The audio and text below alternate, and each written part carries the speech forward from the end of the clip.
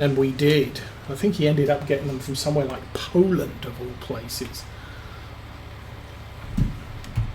Oh, not he.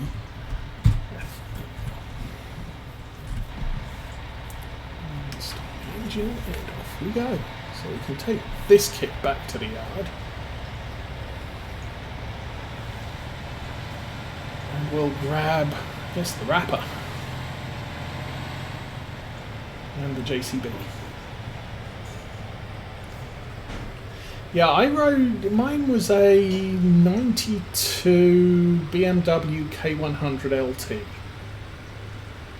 Actually, technically it wasn't an LT, it was a base model, but the original owner had paid extra to have all of the LT parts installed on it, including a stereo, and had it painted white. You can't get the LT in white in Europe, or at least you couldn't at the time. And the only ones that came in white had blue lights and dual tone sirens on them. So there were a lot of interesting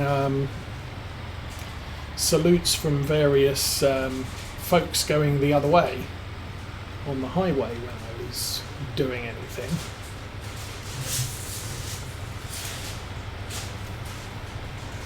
But it was a fun bike to ride. Very safe, because obviously people notice, oh, it's a white BMW motorcycle and the guy on the back has a white helmet and a yellow vest. I best drive at the speed limit and behave. And, oh crap, there's a bike and it's white and it's got a guy on the back with a yellow vest on. I won't run this light, roundabout, stop sign, whatever. So I avoided an awful lot of accidents on that bike because of that particular safety aspect. Unfortunately, the accident that put me off bike riding permanently happened at 9 o'clock at night, and the guy didn't see the fact that I was resembling a cop bike. Not intentionally. I'm sure the original owner intended it, but you didn't have the reflective strips on the fairing or on the cases. It was just a white bike. But it was off enough that people would double check, double take every time they saw it.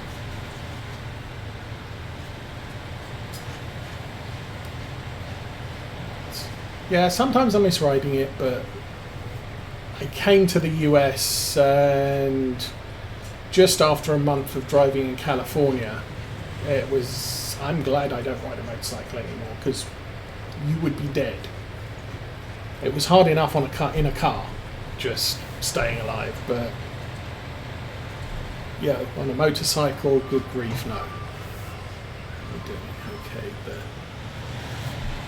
class is right behind us.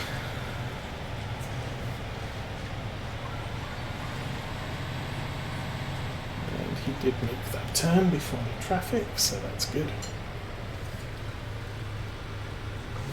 Oh yeah, I mean, the first car I owned in California was a Subaru Impreza, and the first month I owned it, someone went past me on the shoulder sideways. His wheels gripped just as he cleared the front of my car, and he slammed into the front of my car and put the car into the shop for about 3 months while they sourced new panels, because the Impreza is not produced in America and is limited or at the time was a limited quantity import from Japan, and so they had to send off for new panels for the car. And that took about 2 months, and then a month to fit them and spray them and all the rest of it. Plus we were on vacation for 2 weeks, so yeah, that was a fun experience. Not particularly happy with that, so I want to stop follow me. I think what I'm gonna do, I dropped the front. Let's drop that there. Drop that there. I'm really not. I mean, I am now a good 20 years older than my old bike riding days, and I still have issues with my shoulders. And that was the reason why I had to quit. Was I didn't break anything or dislocate anything, but I did a lot of soft tissue damage to my left shoulder, and I rode the bike for 6 months after my shop had repaired it, and the problem was the vibrations just inflamed the joint. And I would wake up some mornings and it's like I'd phone the office and say, I'm not coming in today, I can't move my shoulder, it's frozen. So that pretty much put paid to any motorcycle riding I was doing. Which is a shame, because it's a fun way to get around. But then again, I have responsibilities and stuff, and wife and kids. Wives and kids, yeah. Many wives, many kids. I suppose I need a JCB, don't I?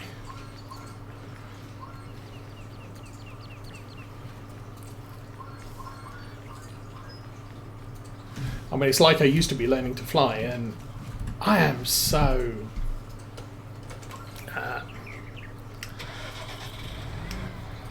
annoyed by that, because I did my cross-country flight. I did my 2 cross-country flights, and you're supposed to, during your training time, do basically 2 hours of cross-country flying.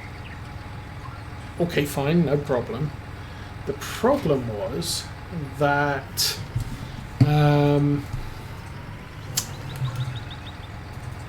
I did 1 hour 54 minutes, and if I had known I was 6 minutes short, I'd have shot a couple of patterns around the airport before I turned the engine off, just so that I got my 2 hours cross country in.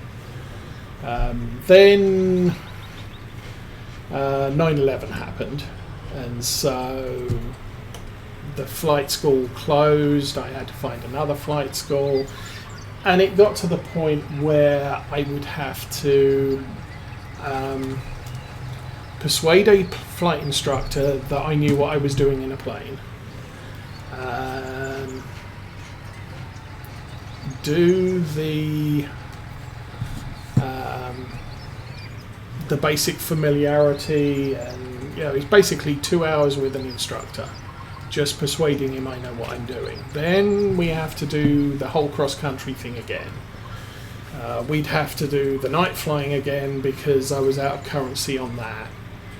And I figured it out. It would probably have cost me another $800 of lesson time, because so many flight schools had gone broke. The ones that were still around, the price of renting a plane had gone through the roof. And for something that was a hobby, it was just a case of it's probably not worth my while pursuing this particular hobby anymore, just because of how much it would take to get back to where I was. So, but flying's fun. Do enjoy flying. Do like this tractor. Oh, okay.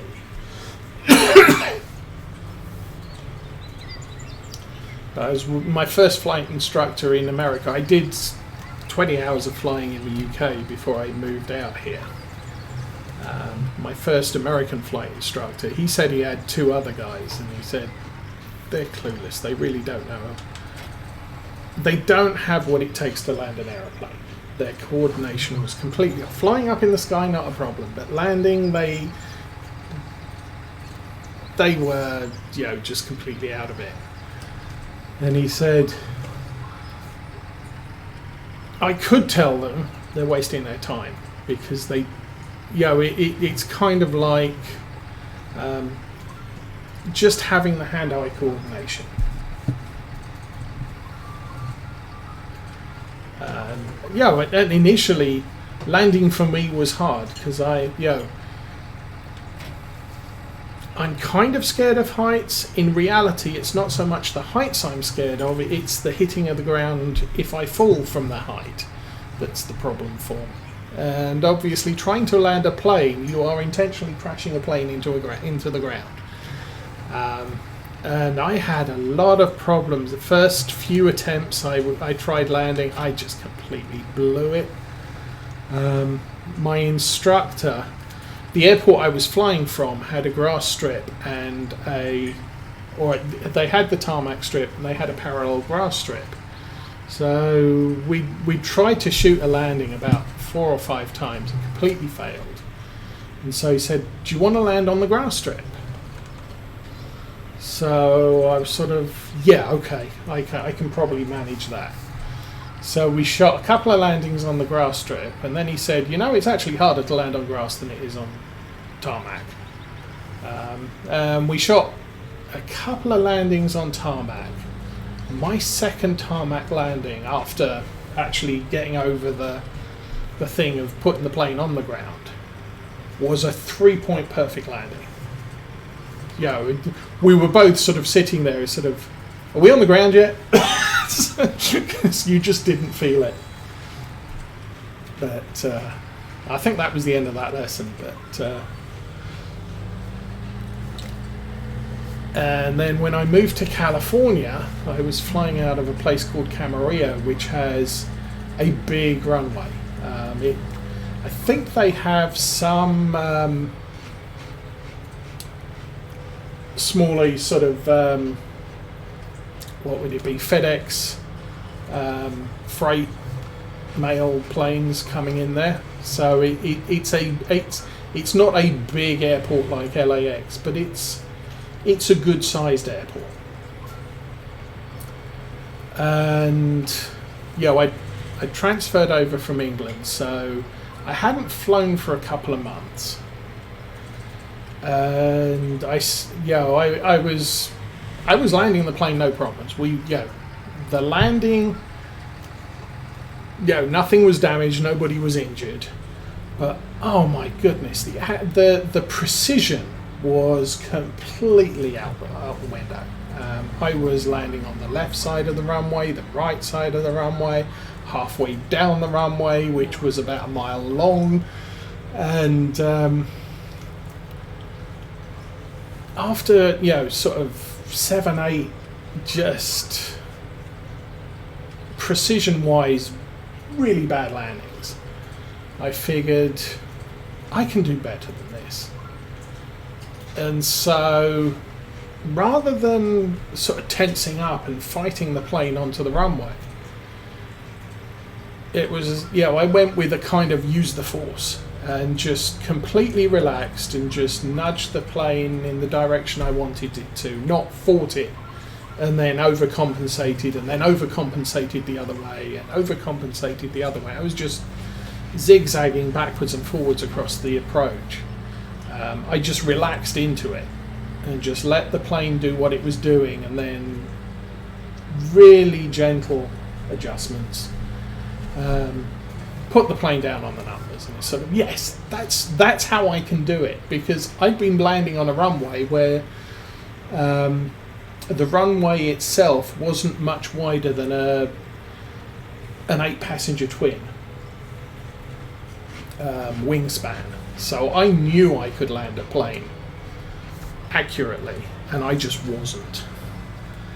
Is that... I don't know what that is. So let's unfold this, and I didn't bring the bail spike. Just idiot. Should have bought the braille spike, because we can't wrap the clover hay, but we want to take it back with us, and of course now I don't have the spike to take it home.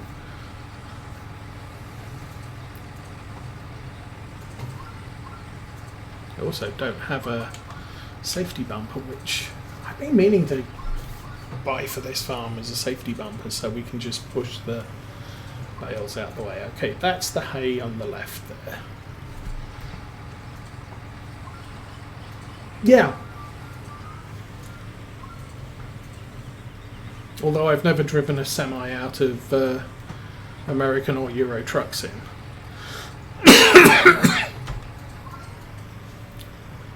But yeah, it was just, relax and ease it into where you want it to go. Don't fight the plane into where you want it to go, because you overcompensate. I'm slightly off the approach angle, so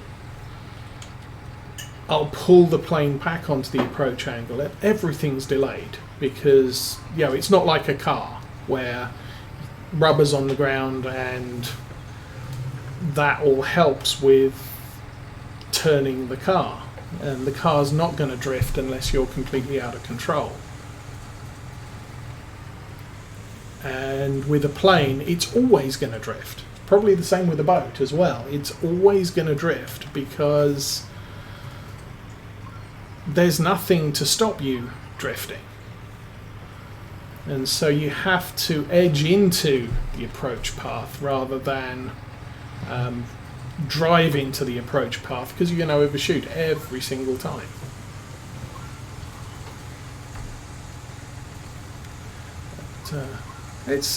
But, flying is a lot of fun, and I hate small spaces and I hate heights.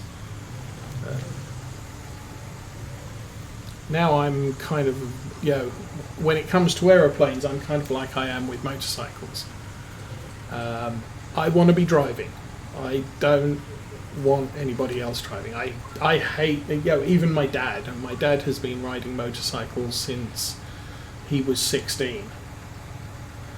And he took me to, I think he took me to the dealership, because I'd left my bike in there overnight, or previous day with maintenance, and so he took me down to the dealership first thing in the morning. Scariest thing ever. And he's a good driver. He's a good rider, but I can't relax as a passenger.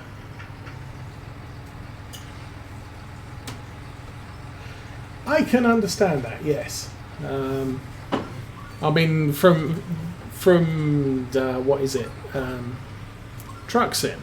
I mean, I'm sure it's not entirely realistic, but it does take a bit to get used to pulling those maneuvers. I don't have another front loader on the farm now.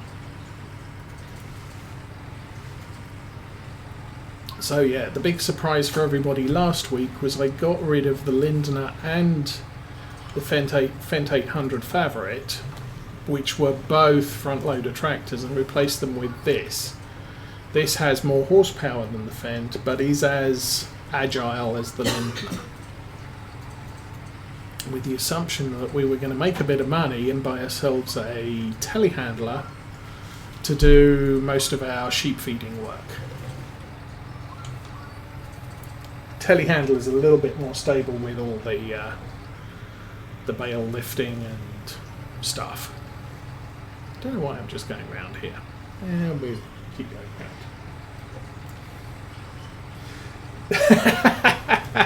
around. Oh, I do recall, what's it? Quite a few years ago now, I did do I can't remember if it was the American Truck Sim or a Euro Truck Sim stream on New Year's Day.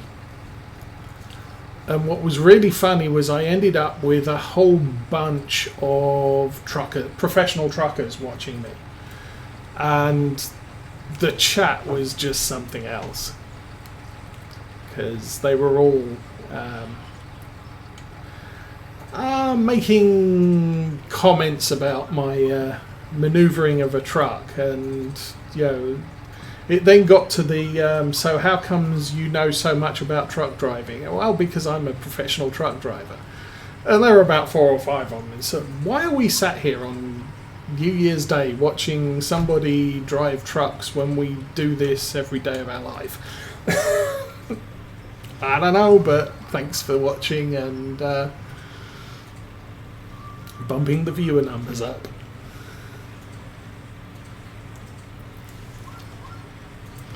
I guess I was suitably entertaining driving trucks for them. Oh, stop.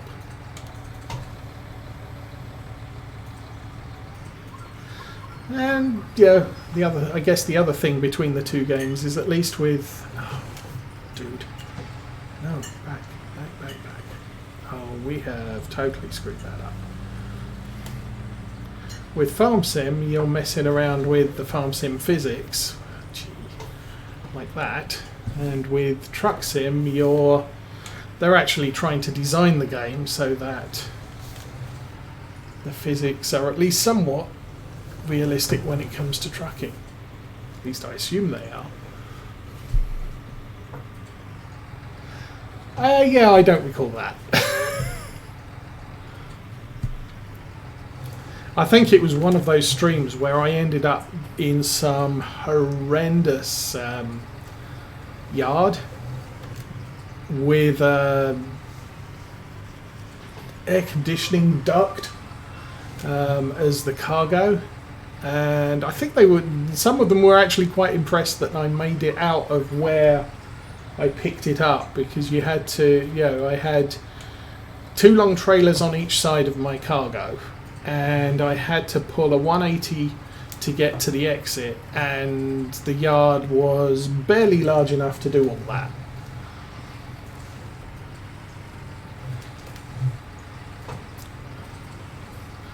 But I managed it without hitting anything or damaging the air conditioning duct, and it was a good deal. I haven't played Truck Sim in probably getting on for about 2 years now. At least a year. So I think really the only game I've played in the last year, or games I've played in the last year, are Farming Simulator 19 on Saturdays and occasionally on other days. Not streaming on other days so much. And then I've played a fair amount of World of Warships, because I'm just doing the what do they call it? The promotional events for the most part. I'm not playing outside of the promotional events. And I played a little bit of Fantasy General 2, but for the most part I haven't played much on the computer.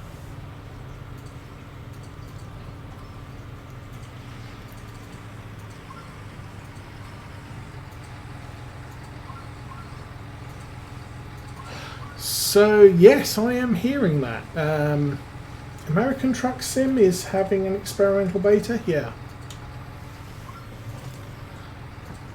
I haven't, like I said, I haven't played Truck Sim in like 2 years, so I haven't really taken a look at it yet. I think because it's beta, you may have to... Ooh, dude, don't roll back. You may have to load a beta version. Oh, that was the nice thing about World of Warships. This announcement, they're about to do an open beta on some new content, and the open beta does not require a second install.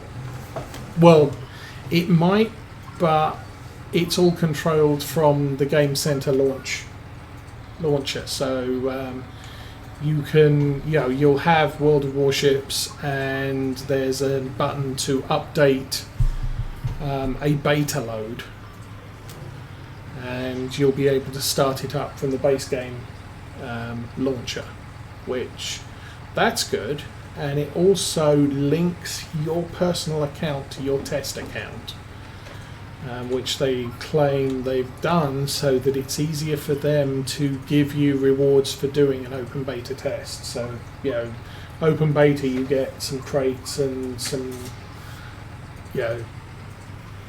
2 days of premium time and stuff like that. So that's a nice thing from World of Warships. Not that I don't have the time to beta test their stuff, so it's sort of, I'll read it, but I'm not getting involved. So I haven't done any of the submarine stuff, and I haven't done any of the new stuff.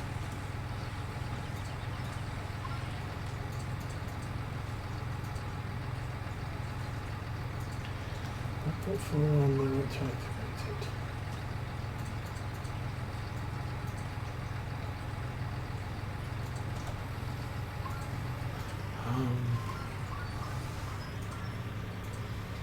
Are we talking Elite Dangerous here? Because no, I haven't installed that yet. Because I was considering it. What's it, last summer, and then I had the hard drive crash and I didn't load stuff up. I think the other game I played a couple of hours of Fantasy General 2 last month. I still have not finished that game.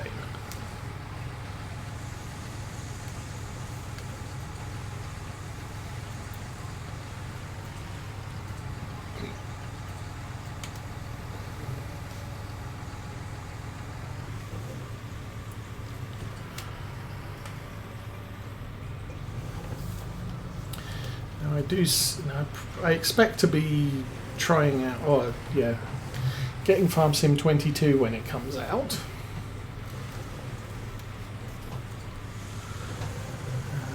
And I'm a little bit trepidatious on what the Seasons is going to be like. Because, who is it? Realismus was not involved in any of the development of this, so I don't really know what Giants is planning. I kind of like the Realismus implementation of Seasons.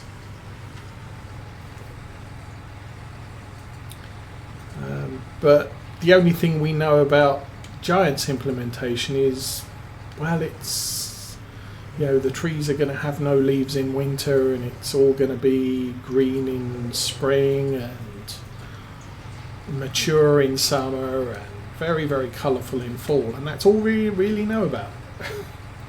So, kind of like some more details on that.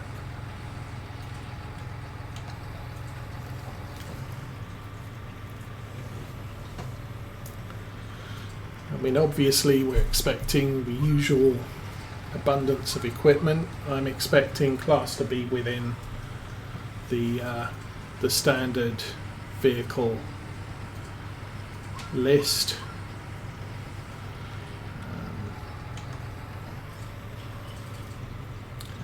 They may do something like they did last year.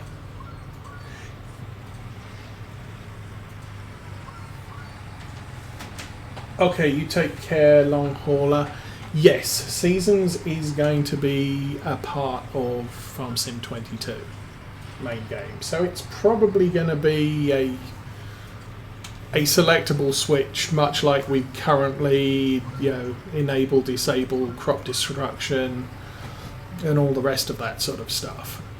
There's probably going to be a switch for turn seasons on or off for a gameplay. I'm kind of hoping they also include precision farming in the base game as well.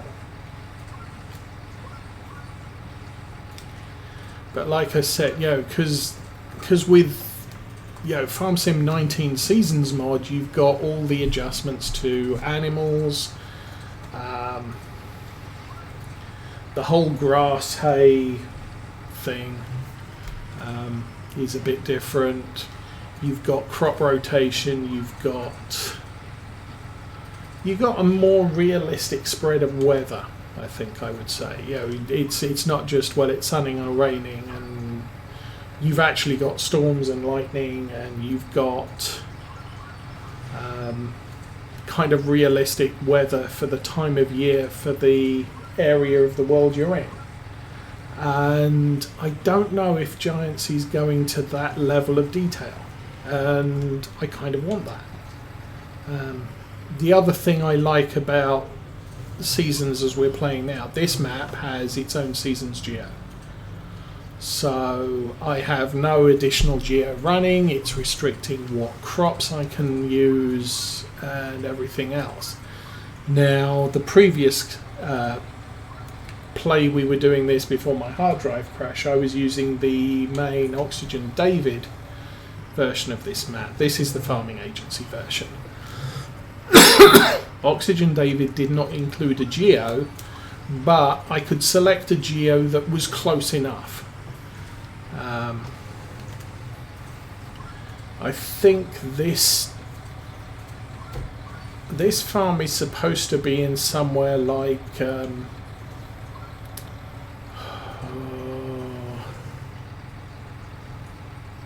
not even going to try and guess, but the geo I'm using is one shire over from where this, yeah, it's England, but there are a bunch of English geos. So I'm doing it. It's something like this is in Berkshire, and I'm using the Shropshire geo because there isn't a Berkshire geo.